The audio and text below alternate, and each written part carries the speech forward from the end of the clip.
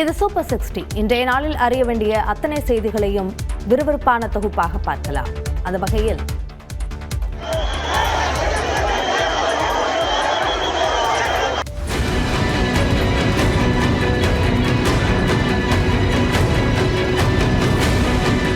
டெல்லியில் நாடாளுமன்றம் நோக்கி பேரணியாக சென்ற கரப்பான் பூச்சி ஜனதா கட்சியினரை தடுத்து நிறுத்த காவல்துறை எடுத்த நடவடிக்கையின் காட்சிகளே இவை.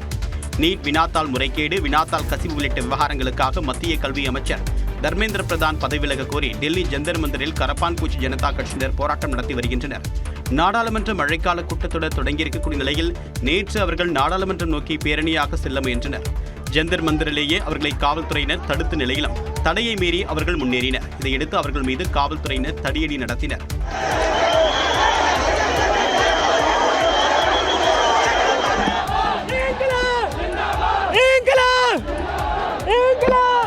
தொடர்ந்து முன்னேறிய போராட்டக்காரர்கள் காவல்துறை மீது கல் வீசினர். இதில் சில காவலர்கள் காயமடைந்தனர்.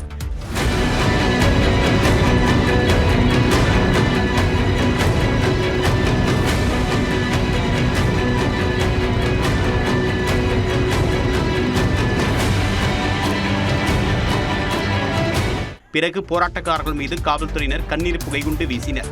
நாடாளுமன்றம் நோக்கி வந்த போராட்டக்காரர்களை தடுத்த காவல்துறையினர் அவர்கள் மீண்டும் ஜந்தர் மந்தரில் கூடாதவாறு அவர்கள் அமைத்திருந்த கூடாரங்களையும் அகற்றினர். டெல்லியில் மத்திய சுகாதாரத்துறை அமைச்சரை சந்தித்த கரப்பான் பூச்சி ஜனதா கட்சியினர் தங்கள் கோரிக்கைகளை முன்வைத்தனர். டெல்லியில் கரப்பான் பூச்சி ஜனதா கட்சியினர் போராட்டம் நடத்திய நிலையில் அந்த கட்சி நிர்வாகிகள் மத்திய அமைச்சர் JP நட்டாவை சந்தித்தனர். அப்போது மத்திய அமைச்சர் தர்மேந்திர பிரதான் பதவி விலக வேண்டும், நீட் தேர்வால் இறந்தவர்களின் குடும்பத்தினருக்கு தலா 1 கோடி ரூபாய் வழங்க வேண்டும் என்றும் மருத்துவமனையில் சேர்க்கப்பட்டுள்ள வான்சுக்கை விடுவிக்க வேண்டும் என்று வலியுறுத்தி கடிதம் அளித்தனர். இதை எக்ஸ் பக்கத்தில் பதிவிட்டுள்ள நட்டா பேச்சுவார்த்தை சுமூகமாக நடைபெற்றதாக தெரிவித்துள்ளார். இதனிடையே மாணவர்கள் மீதான தடியடிக்கு மக்களவை எதிர்க்கட்சித் தலைவர் ராகுல் காந்தி கண்டனம் தெரிவித்துள்ளார். இன்ஸ்டாவில் வீடியோ பதிவேற்றக்கூடியவர் நீட் வினாத்தாள் கசிவு விவகாரத்தில் தவறு செய்தவர்களில் ஒருவருக்கு கூட தண்டனை வழங்கப்படாத நிலையில் கடினமாக உழைத்த இளைஞர்கள் தான் தண்டனையை பெற்றதாக தெரிவித்துள்ளார். மோடி அரசு இளைஞர்களுக்கு துரோகம் இழைப்பதோடு மட்டுமில்லாமல் அவர்கள் மீது தீவிர ஒடுக்குமுறையையும் கட்டவிழ்த்து விட்டுள்ளதாகவும் குற்றம் சாட்டியுள்ளார். தாவேக ஐடி விங் தன்னுடைய பதிவில் கரப்பான் பூச்சி ஜனதா கட்சியினருக்கும் காவல்துறையினருக்கும் இடையே ஏற்பட்ட மோதல் முழுவதுமாக தவிர்க்கப்பட்டிருக்க வேண்டும் என்றும் மாணவர்கள் தொடர் பாதிப்பிற்கும் மன அழுத்தத்திற்கும் உள்ளாவதால் நீட் தேர்வு முழுமையாக ரத்து செய்யப்பட வேண்டும் என்றும் வலியுறுத்தியுள்ளது. கரப்பான் பூச்சி ஜனதா கட்சிக்கு ஆதரவாக நாட்டின் பல்வேறு பகுதிகளில் போராட்டம் வெடித்தது. குறிப்பாக டெல்லியில் இளைஞர்கள் மீது நிகழ்த்தப்பட்ட தாக்குதலை கண்டித்து சென்னை சேதாப்பேட்டையில் ஏராளமானோர் போராட்டத்தில் ஈடுபட்டனர்.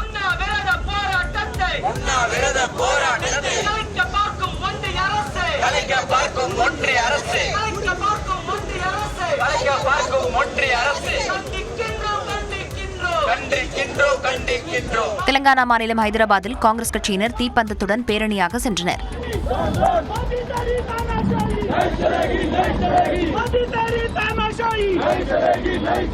கேரள மாநிலம் திருவனந்தபுரத்தில் SFI மாணவர் அமைப்பினர் போராட்டம் நடத்தினர். அவர்கள் மீது தண்ணீரை பீச்சி அடித்து காவல்துறையினர் கலைக்க முயன்றனர்.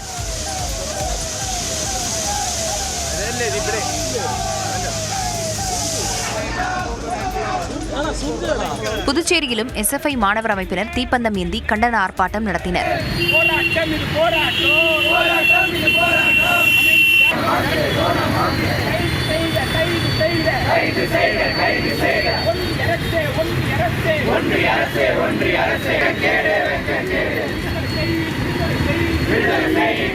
சமூக ஆர்வலர் சோனம் வாங்சுக் தனது உண்ணாவிரத போராட்டத்தை தொடர்வதாக அறிவித்துள்ளார்.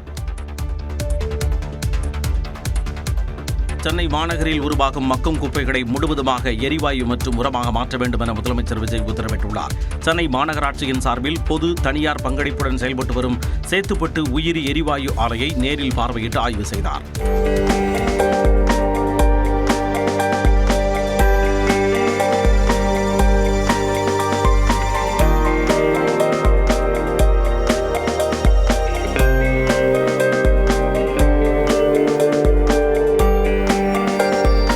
தொடர்ந்து அரசு சார்பில் வெளியிட்ட அறிக்கையில் சென்னை மாநகரில் உருவாகும் 6150 மெட்ரிக் டன் குப்பைகள் மக்கும் மற்றும் மக்காத குப்பைகள் என தரம் பிரித்து மக்கும் குப்பைகளை முழுவதுமாக எரிவாயு மற்றும் உரமாக மாற்ற வேண்டும் என்றும் பிளாஸ்டிக் மற்றும் மக்காத குப்பைகளை சாலை அமைக்கவும் சிமெண்ட் ஆலைகளுக்கு எரிபொருளாகவும் மாற்றிட சென்னை மாநகராட்சி அலுவலர்களுக்கு முதலமைச்சர் உத்தரவிட்டதாகவும் தெரிவிக்கப்பட்டுள்ளது.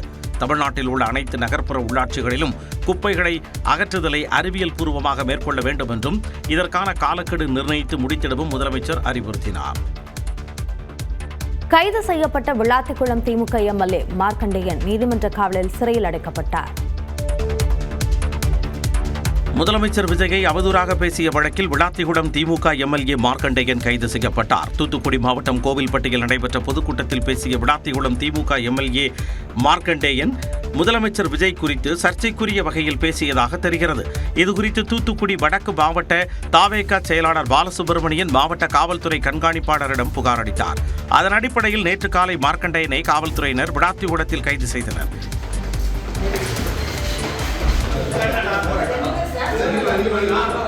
தூத்துக்குடி எஸ்பி அலுவலகத்திற்கு கொண்டு செல்லப்பட்ட மார்க்கண்டேயனை சந்திக்க முன்னாள் அமைச்சர்கள் அனிதா ராதாகிருஷ்ணன், கீதா ஜீவனுக்கு அனுமதி மறுக்கப்பட்டது. காவலர்களுடன் திமுகவினர் வாக்குவாதத்தில் ஈடுபட்ட நிலையில் கீதா ஜீவன் கைது செய்யப்பட்டார். இதையடுத்து சுமார் 10 மணி நேர விசாரணைக்கு பின் தூத்துக்குடி அரசு மருத்துவமனைக்கு அழைத்துச் செல்லப்பட்ட மார்க்கண்டேயன் தன்னை காவலர்கள் துப்பாக்கி முனையில் மிரட்டுவதாக கூறினார்.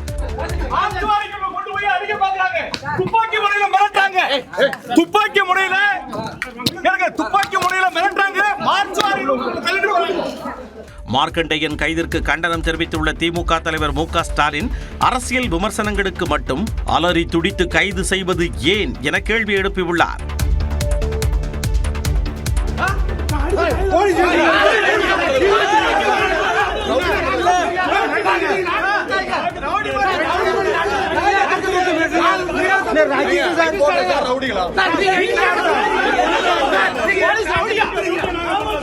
கைதான விளாத்திகுளம் திமுக எம்எல்ஏ மார்க்கண்டேயனை மருத்துவ பரிசோதனைக்காக இரவு அழைத்து வந்த பொழுது செய்தியாளர்களை நோக்கி ஏடிஎஸ்பி ஆவேசமாக நடந்து கொண்ட காட்சிகளை இவை. விளாத்திகுளம் திமுக எம்எல்ஏ கைதை கண்டித்து அவரது ஆதரவாளர்கள் பலர் அங்கு இரவில் போராட்டத்தில் ஈடுபட்டனர்.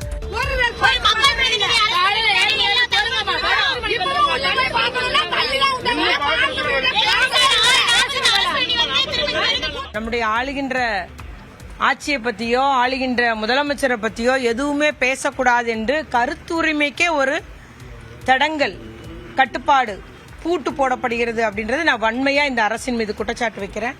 இதனிடையே எம்எல்ஏ மார்க்கண்டேயனை 15 நாட்கள் நீதிமன்ற காவலில் வைக்க மாவட்ட குற்றவியல் நீதித்துறை நடுவர் நீதிமன்றம் உத்தரவிட்டது. மார்க்கண்டேயனின் ஜாமீன் மனு மீதான விசாரணை ஜூலை 22ஆம் தேதி நடைபெறும் எனவும் தெரிவிக்கப்பட்டது. முன்னதாக அவரிடம் 10 மணி நேரத்திற்கு மேலாக மாவட்ட காவல் கண்காணிப்பாளர் அலுவலகத்தில் விசாரணை நடந்தது. எதிர்க்கட்சிகளின் தொடர் அமளி காரணமாக நாடாளுமன்ற மழைக்கால கூட்டத்தொடரின் முதல் நாளிலேயே இரு அவைகளும் முடங்கின. நாடாளுமன்ற மழைக்கால கூட்டத்தொடர் அடுத்த மாதம் 13ஆம் தேதி வரை நடைபெறுகிறது. முதல் நாளில் மக்களவை கூடியதும் மேகதாது அணை தொடர்பாக அளித்துள்ள நோட்டீஸ் குறித்து விவாதிக்க வேண்டும் என திமுக எம்பிக்கள் வலியுறுத்தினர். அதே நேரத்தில் நீட் வினாத்தாள் கசிவு தொடர்பாக விவாதிக்க வேண்டும் என காங்கிரஸ் எம்பிக்கள் வலியுறுத்தினர். இந்த கோரிக்கைகளை சபாநாயகர் ஏற்காத நிலையில் எதிர்க்கட்சி எம்பிக்கள் அவரது இருக்கையை முற்றுகையிட்டனர். அடுத்தடுத்த 6 முறை ஒத்திவைக்கப்பட்ட மக்களவை பின்னர் நாள் முழுவதும் ஒத்திவைக்கப்பட்டது. மாநிலங்களவையில் நீட் வினாத்தாள் கசிவு குறித்து காங்கிரஸ் தேசிய தலைவர் மல்லிகார்ஜுன கார்கே பேசிய நிலையில் ஆளும் கட்சியினர் எதிர்ப்பு தெரிவித்தனர்.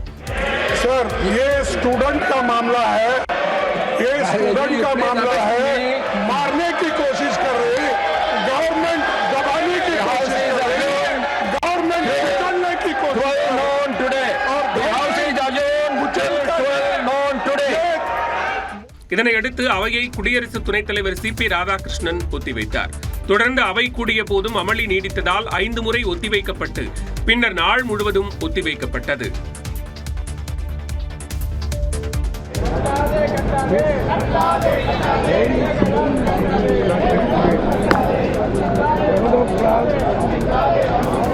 மேகதாது அணை கட்டும் முயற்சிக்கு எதிராக மக்களவையில் திமுக எம்பிக்கள் முழக்கமிட்டனர். கர்நாடகாவின் முயற்சிக்கு எதிர்ப்பு தெரிவித்து திமுக எம்பிக்கள் பச்சை துண்டு அணிந்து அவைக்கு வந்தனர்.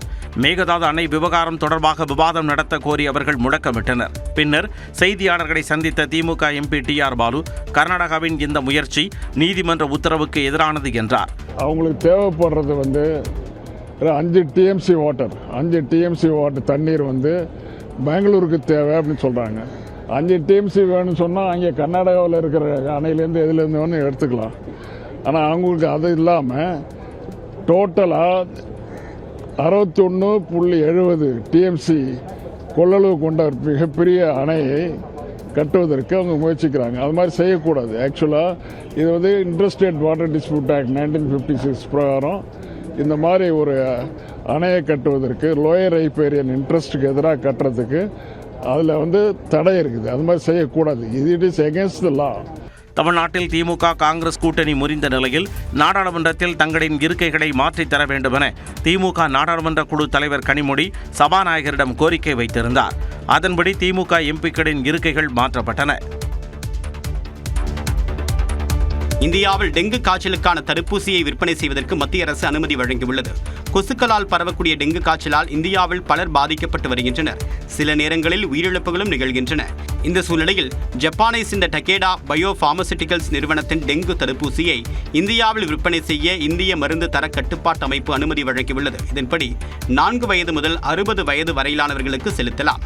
ஏற்கனவே டெங்கு பாதிப்பு ஏற்பட்டிருந்தாலும் இல்லாவிட்டாலும் இந்த தடுப்பூசியை எடுத்துக் கொள்ளலாம். மேலும் தடுப்பூசி செலுத்துவதற்கு முன்பாக டெங்கு பரிசோதனை மேற்கொள்ள வேண்டிய அவசியமும் இல்லை. டெங்கு தடுப்பூசியை தயாரித்திருக்கூடிய ஜப்பான் நிறுவனம் இதுவரை 43 நாடுகளில் 3,20,00,000-க்கும் அதிகமான குப்பிகளை விநியோகித்துள்ளது. டெங்கு அதிகம் பரவக்கூடிய நாடுகளில் இந்த தடுப்பூசியை பயன்படுத்த உலக சுகாதார அமைப்பு அனுமதி வழங்கியுள்ளது. இந்தியாவில் தடுப்பூசி உற்பத்தி அதிகரிக்கக்கூடிய நோக்கத்தில் பயாலஜிக்கல் உடன் டகேடா நிறுவனம் இணைந்துள்ளது. இமாச்சல பிரதேசத்தின் சம்பா மாவட்டத்தில் ஏற்பட்ட திடீர் வெள்ளப்பெருக்கில் சிக்கிய இளைஞர்கள் வெளியேற முடியாமல் தவித்தனர்.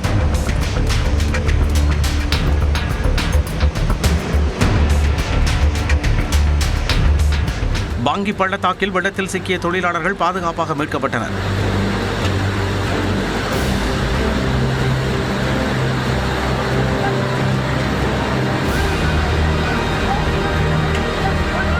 அசாமின் ஜோர்காட் பகுதியில் குடியிருப்புகளை வெள்ளம் சூழ்ந்ததால் மக்கள் படகுகள் மூலம் மீட்கப்பட்டனர்.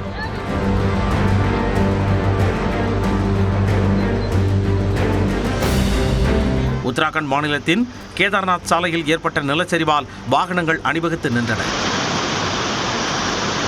தொடர் மழையால் இங்குள்ள அலக்நந்தா மற்றும் மந்தாகினி ஆறுகள் அபாய அளவை எட்டியுள்ளன.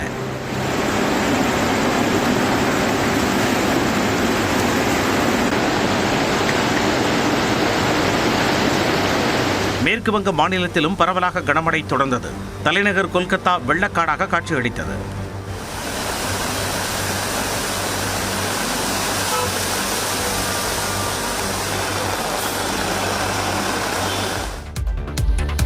ஜம்மு காஷ்மீரில் மேக வெடிப்பு காரணமாக ஏற்பட்ட வெள்ளம் மற்றும் நிலச்சரிவில் சிக்கி உயிரிழந்தவர்களின் எண்ணிக்கை 17ஆக அதிகரித்துள்ளது. கார்கில் பகுதியில் ஜீப்புகள், மரக்கட்டைகள் உள்ளிட்டவை வெள்ளத்தில் சுருட்டிச் செல்லப்பட்டன.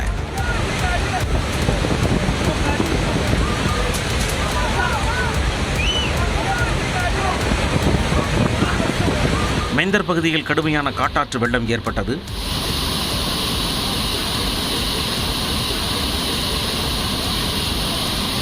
ரஜௌரி தனமண்டி சாலை பணியில் ஈடுபட்டிருந்த வாகனங்கள் வெள்ளத்தில் அடித்துச் செல்லப்பட்டன.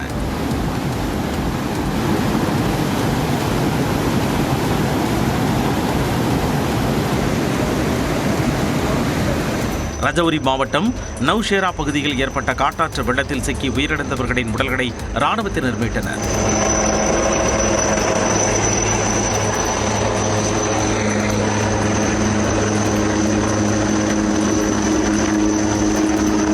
ரியாசி மாவட்டத்தில் உள்ள சனாய் ஆற்றில் வெள்ளம் கரை புரண்டு ஓடியது.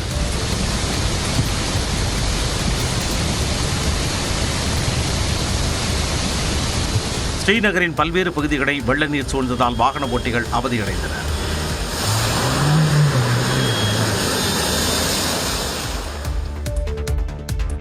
காஞ்சிபுரம், வேலூர், ராணிப்பேட்டை மாவட்டங்களில் நேற்று மழை பெய்தது. தமிழ்நாட்டில் பரவலாக மழை பெய்ததால் வெப்பம் தணிந்து குளிர்ந்த சூழல் நிலவியது. காஞ்சிபுரத்தில் நேற்று இரவு திடீரென மழை பெய்தது.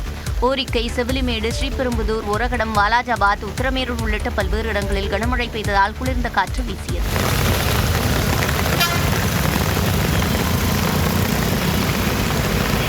வேலூர் மாவட்டத்தில் சத்துவாச்சாரி, காட்பாடி, வள்ளிமலை, பொன்னை உள்ளிட்ட பல்வேறு பகுதிகளில் 1 மணி நேரம் கனமழை கொட்டி தீர்த்தது. வெப்பத்தின் தாக்கத்தால் கடும் அவதியடைந்து வந்த பொதுமக்கள் மழையால் மகிழ்ச்சியடைந்தனர்.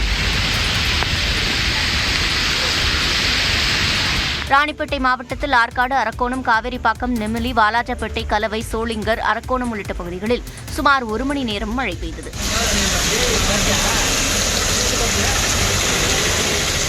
திருவள்ளூரில் மணவாள நகர், பட்டறை, வெங்கத்தூர், அதிகத்தூர் உள்ளிட்ட பகுதிகளில் நேற்று மாலையில் மிதமான மழை பெய்தது. இதேபோன்று புதுக்கோட்டையில் நேற்று பிற்பகலில் பரவலாக மழை பெய்தது. மாவட்ட ஆட்சியர் அலுவலகம், காமராஜபுரம், போஸ் நகர், பிருந்தாவனம், மச்சுவாடி உள்ளிட்ட இடங்களில் பெய்த மழை மண்ணை குளிர்வித்தது.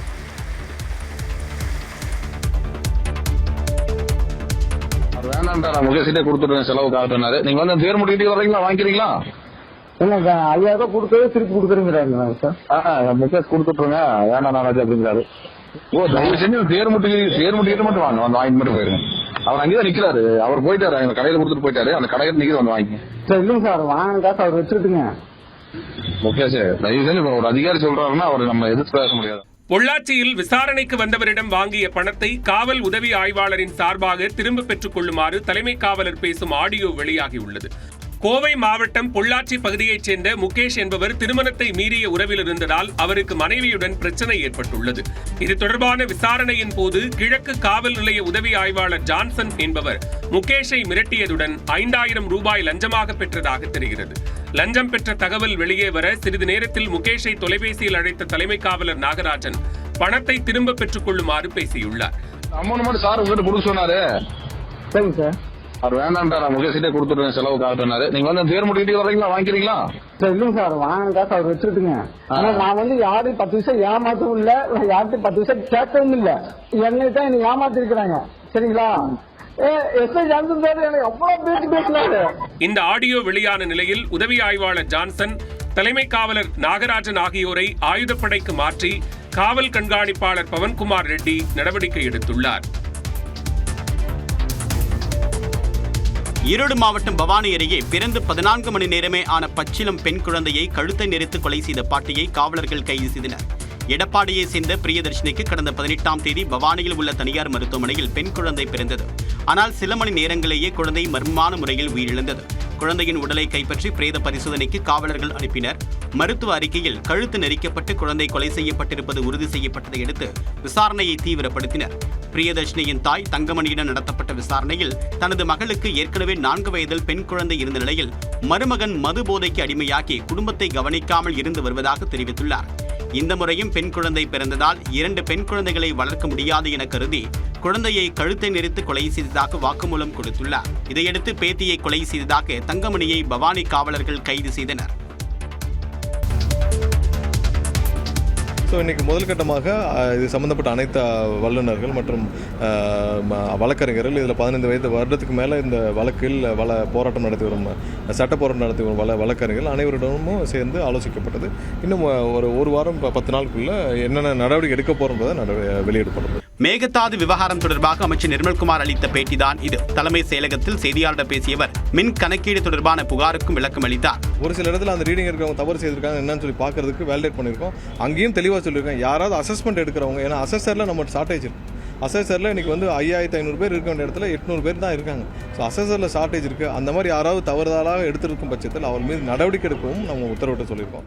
முதலமைச்சர் குறித்து அவதூறாக பேசியதாலேயே திமுக எம்எல்ஏ மார்க்கண்டேயன் கைது செய்யப்பட்டிருப்பதாகவும் நிர்மல்குமார் கூறினார். விழுப்புரம் மாவட்ட அதிமுக நிர்வாகிகள் 1150 பேர் தங்களது பதவிகளை ராஜினாமா செய்துள்ளனர்.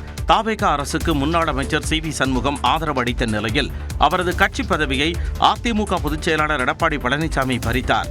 இதனால் அதிமுக தலைமை மீது சி.வி. சண்முகம் அதிருப்தியில் இருந்து வருகிறார். இச்சூழ்நிலையில் சென்னை வந்த விழுப்புரம் மாவட்ட அதிமுக நிர்வாகிகள் 1150 பேர் தங்களது ராஜினாமா கடிதங்களை முன்னாள் சட்டமன்ற உறுப்பினர் அர்ஜுனன் மூலம் அதிமுக அலுவலக மேலாளர் மகாலிங்கத்திடம் வழங்கினர். என்ன காரணம் சொல்லிருக்கீங்க? தலைமை மீது அதிருப்தி தான். சி.வி. சண்முகம் அவருடைய தூண்டுதல் பேர் அப்படி இல்ல, நாங்க தனிப்பட்டதுன்னு கொடுத்தாங்க. அடுத்த கட்டமாக மேலும் ஆயிரக்கணக்கானோர் ராஜினாமா செய்யவிருப்பதாகவும் பாலசுந்தரம் தெரிவித்தார். மேட்டூர் அணை திறக்கப்படாததால் பாதிக்கப்பட்டுள்ள விவசாயிகளுக்கு மானியம் வழங்கப்படும் என்று பாமகவின் வேளாண் நிழல் நிதிநிலை அறிக்கையில் தெரிவிக்கப்பட்டுள்ளது. நடப்பு நிதியாண்டுக்கான வேளாண் நிழல் நிதிநிலை அறிக்கையை பாமக தலைவர் அன்புமணி ராமதாஸ் சென்னையில் வெளியிட்டார். 93,000 கோடி ரூபாய் மதிப்பில் வேளாண் நிழல் நிதிநிலை அறிக்கையை தயாரிக்கப்பட்டிருந்தது. 19வது ஆண்டாக தயாரிக்கப்பட்ட அந்த அறிக்கையை வெளியிட்டு பேசிய அன்புமணி ராமதாஸ், தண்ணீர் திறக்கப்படாததால் நடப்பாண்டில் 2 லட்சம் ஏக்கரில் கூட குறுவை சாகுபடி செய்ய முடியாது என்றார். இது குறுவை சாகுபடி கடந்த மாதம் செஞ்சிருக்கணும், அது செய்யல. கொஞ்சம் தான். கடந்த ஆண்டு 6 லட்சம் ஏக்கர், இன்னைக்கு இந்த வருஷம் 2 லட்சம் ஏக்கர் கூட போகாது. குறுவை சாகுபடிக்கு செலவு கருத்தில் கொண்டு ஏக்கருக்கு 5000 சிறப்பு மானியம் வழங்கப்படும். மேலும் பன்ருட்டி பலாப்பழங்கள் குறித்தும் அவர் பேசினார். கேரளாவில் பலாப்பழம் அங்கேயும் கேரளாவில் இருக்கு. ஆனால் கேரளாவில் எப்படின்னா அந்த பலாப்பழம் பன்ருட்டி ஏரியாவில் இருக்கிற சுவையான பலாப்பழம் கிடையாது. கேரளாவில் வந்து அது நாரா இருக்கும். அதில் ஆனா கேரளாவில் 200 வகையான பொருட்கள் பலாப்பழத்துல தயாரிக்கிறாங்க. பலா விவசாயிகள் எங்க ரோட்ல ஜிஎஸ்டி போய் பார்த்துப்பீங்க. அந்த ஜிஎஸ்டியில போய் பலாப்பழத்தை கொட்டி ஐயா வாங்கிட்டு போங்க வெயில நின்றுகிட்டு பாவமா இருக்கும். மாநிலத்தின் மொத்த பட்ஜெட்டில் 25% வேளாண் துறைக்கு ஒதுக்க வேண்டும் என்றும் அவர் கூறினார். மேலும் இடுபொருள் செலவுக்கு 13,000 கோடி ரூபாயும், பயிர் காப்பீட்டுக்கு 30,000 கோடி ரூபாயும், வேளாண் உட்கட்டமைப்புக்கு 25,000 கோடி ரூபாயும் வழங்கப்படும் என்று நிழல் நிதிநிலை அறிக்கையில் அறிவிக்கப்பட்டுள்ளது. உக்ரைனில் சரக்கு கப்பல் மீது ரஷ்யா நடத்திய தாக்குதலில் கேரளாவைச் சேர்ந்தவர் மரணமடைந்தார். உக்ரைனில் சரக்கு கப்பல் மீது ரஷ்யாவால் நடத்தப்பட்ட தாக்குதலில் 4 இந்தியர்கள் உயிரிழந்த விவகாரத்தில் மத்திய அரசு கடும் கண்டனம் தெரிவித்துள்ளது.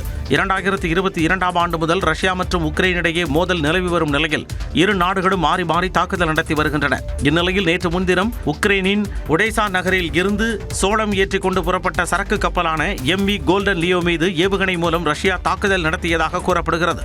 இந்த சம்பவத்தில் 10 பேர் பலியான நிலையில் அவர்களில் 4 பேர் இந்தியர்கள் என தகவல் வெளியாகியுள்ளது. படுகாயமடைந்த மற்றொரு இந்தியர் தீவிர சிகிச்சை பிரிவில் அனுமதிக்கப்பட்டுள்ளதாக கூறப்படுகிறது. இந்த நிலையில் இந்தியர்கள் மீதான இந்த தாக்குதல் சம்பவத்திற்கு மத்திய வெளியுறவு அமைச்சகம் கடும் கண்டன அறிக்கை வெளியிட்டுள்ளது. அதில் இந்த வகையான தாக்குதல் கப்பல் போக்குவரத்தையே தடை செய்யும் வகையிலான ஒன்று என குறிப்பிடப்பட்டுள்ளது. சரக்கு கப்பல் மற்றும் அதில் பயணிக்கும் மாலுமிகள் மீதான இவ்வகை தாக்குதல் வருந்தத்தக்க ஒன்று எனவும் சுட்டிக்காட்டப்பட்டுள்ளது.